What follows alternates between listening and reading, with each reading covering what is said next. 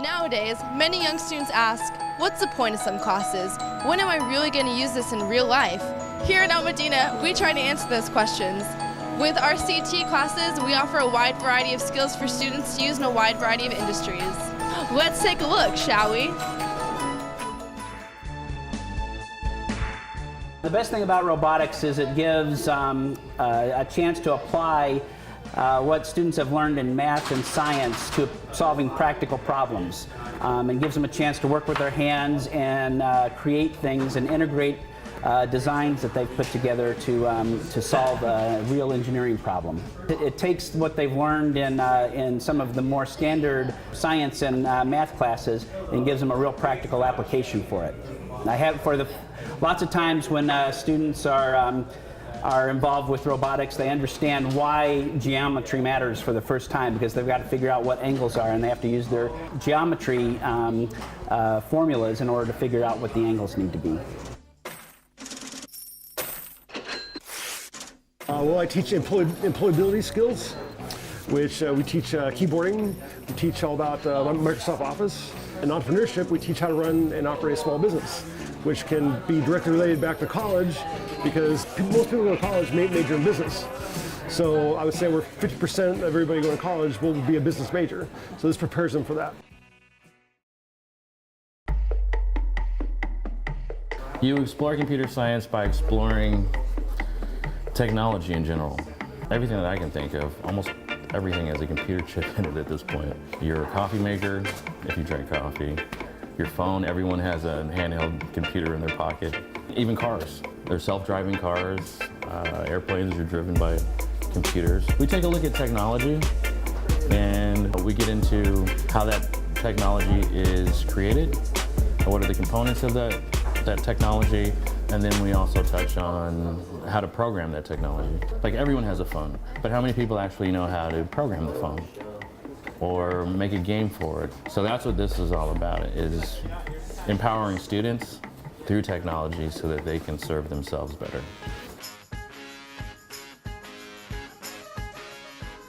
I think most students come into this class because they know that they can take babies home for the weekend. Others are excited that they get to go out and wear a pregnancy stimulator and see how others react to them. There's also the education course where students take it to explore whether they want to be teachers or not, and they get to go out and work at the elementary school campuses and do an internship. Some are paid internships, some are part of the class, and so there's a lot of different benefits of exploring child development and if they want to be teachers or not.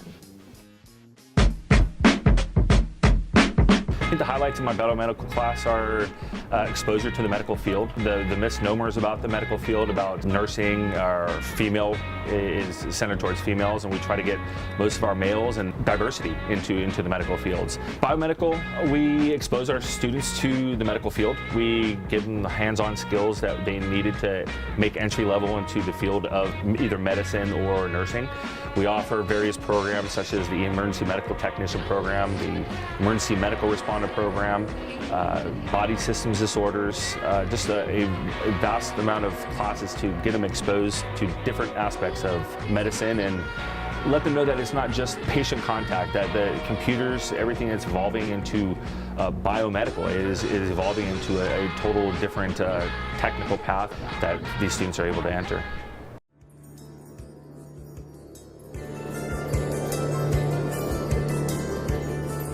I let them come up with their own crimes, so I let them use their imagination, and sometimes I have to pull them back a little bit. They get kind of wild, but they're pretty creative, and I let them create the crime scene. They have to provide witnesses for the crime.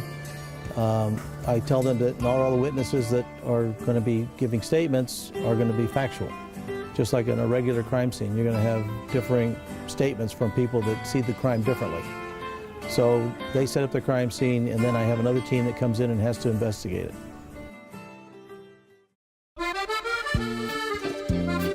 The favorite part, I gotta go straight to it, is the eating of the food. First come, first serve on that one, right?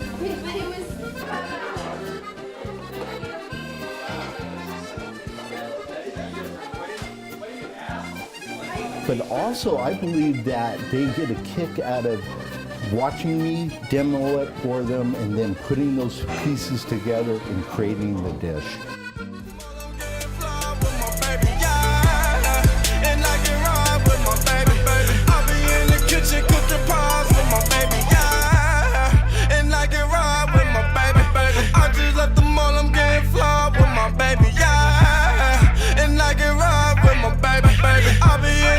Cooking pies, I'm like, hey, what's up, hello? Seen your pretty ass soon as you came in the door. I just wanna chill, got a sack for us to roll. Married to the money, introduced her to my stove. Showed her how to whip it, now she remix it for low.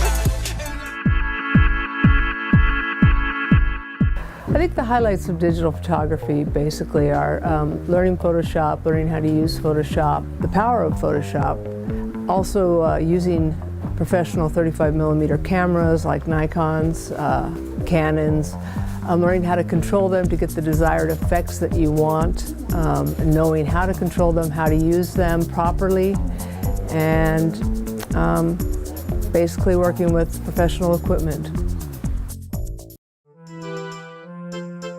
Well, as we move on in video game design, we get into Unity 3D. And Unity 3D, actually, you create an actual 3D environment, which can actually move forward and backwards, jump up and down. So one of the things that we do is that a student actually built all the terrain, had AI robots come in, and as you as a first-person shooter are in the actual game itself, the AI, artificial intelligent robots, come after you. So your mission is to go ahead and try to defend yourself by either using a rocket launcher, knock them out, and so the student did the whole terrain, the robots, and the first-person shooter sequence, all using Unity 3D.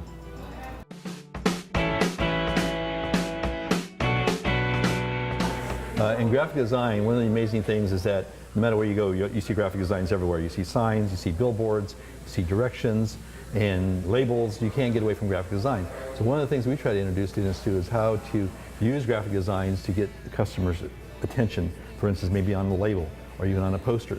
And so once they learn the concept of what that is, they must learn how to put text, they must learn how to put graphics, use color, arrange everything so it reads very well. So they see the first thing, they see what pops up.